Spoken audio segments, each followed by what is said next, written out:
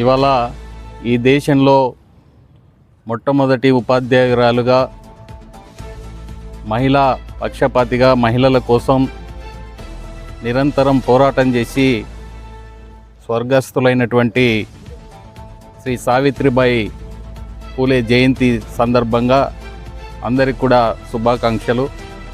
ఎందుకంటే వారు ఆ రోజు ఈ సంఘంలో జరుగుతున్నటువంటి అస్పృశ్యత అంటరానితనం మాపు చేయాలంటే విద్యనే సరైన మార్గం అని చెప్పి మొట్టమొదటగా విద్యాలయాలు ఏర్పాటు చేసి మహిళల చదువుకు తోడ్పాటందించినటువంటి మహనీయురాలు వారి జయంతిని నిజంగా ప్రభుత్వాలు జరపకపోవడం పట్ల బీసీ సంఘాలుగా తీవ్ర అభ్యంతరం వ్యక్తం చేస్తూ ఉన్నాం.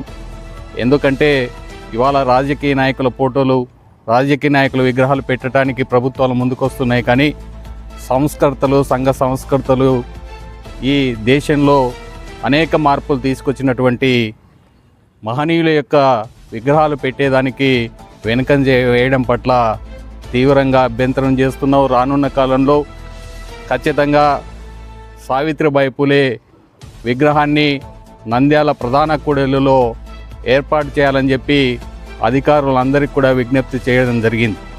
ప్రభుత్వాలు మారుతున్న పాలకుల మనస్తత్వాలు మారటం లేదు కాబట్టి ఖచ్చితంగా ఈ యొక్క జాతికి చేసినటువంటి, ఈ దేశానికి చేసినటువంటి సర్వీస్ను గుర్తు చేసుకుని భావితరాలకు ఖచ్చితంగా వీరు చేసినటువంటి తెలియాలంటే వీళ్ళ విగ్రహాలు ఖచ్చితంగా ప్రధాన కూడల్లో ఉండాల్సినటువంటి అవసరం ఉంది. జిల్లా కలెక్టర్ గారికి ఇప్పుడే విన్నవించడం జరిగింది. వారు కూడా ఖచ్చితంగా ఏర్పాటు చేసేదానికి కృషి చేస్తామని చెప్పడం జరిగింది. గౌరవ ముఖ్యమంత్రి వర్యులు మరి ఉప ముఖ్యమంత్రి వర్యులు స్త్రీలకు మేము అవి చేస్తాం ఇవి చేస్తామని చెప్తున్న సంఘ సంస్కృతుల పట్ల, జాతీయ నాయకుల పట్ల ఈ నిష్పక్షపాతం పనికిరాదని చెప్పి ఖచ్చితంగా సావిత్రిబాయి పూలే విగ్రహాన్ని ప్రతిష్ఠించేందుకు ఈ రాష్ట్రంలో ప్రధాన క్యాపిటల్ అయినటువంటి అమరావతిలో కూడా సావిత్రిబాయి జ్యోతిరావు పూలే విగ్రహాలను ఏర్పాటు చేయాలని చెప్పి బీసీ సంఘాలుగా విజ్ఞప్తి చేస్తూ ఉన్నాం.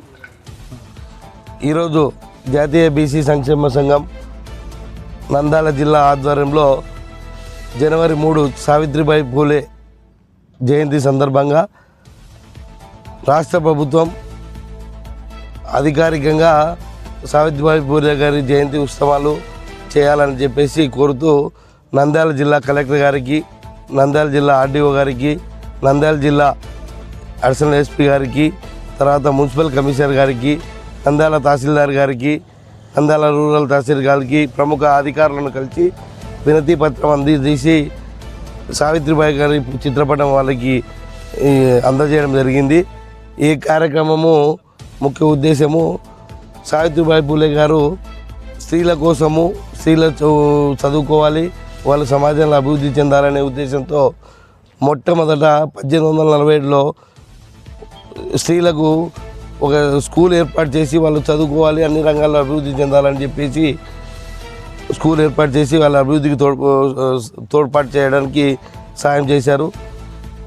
ఈ కార్యక్రమాలన్నీ దృష్టిలో పెట్టుకొని పక్క రాష్ట్రాల్లో, తెలంగాణలో గత సంవత్సరము రాష్ట్ర ప్రభుత్వం అధికారికంగా సావిత్రిబాయి పూలే గారు జయంతి కార్యక్రమాలు చేయడానికి జీవోని విడుదల చేశారు. అలాగే మన రాష్ట్రంలో కూడా సావిత్రిబాయి పూలే గారి జయంతి కానీ మిగతా కార్యక్రమాలు చేయడానికి అధికారికంగా ఉత్తర్వులు జారీ చేయాలని సీఎం గారిని కోరుతూ కలెక్టర్ గారికి అర్జీ చేయడం జరిగింది.